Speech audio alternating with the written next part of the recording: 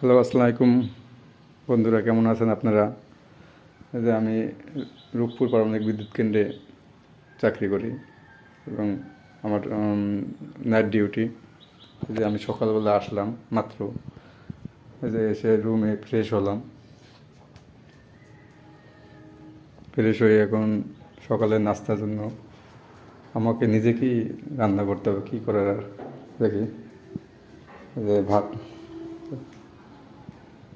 Rice কুকারে ভাত আমি করে দিচ্ছি। ভাত আর একটা ডিম, ডিম ভাজি করব। কি করব আর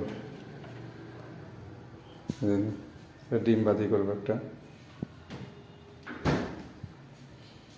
ডিম ভাজি করব আর একটু ভাত, তাতেই অনেক কিছু। এখন ডিম ভাজি করব, যে চুলে বসাবো ডিম।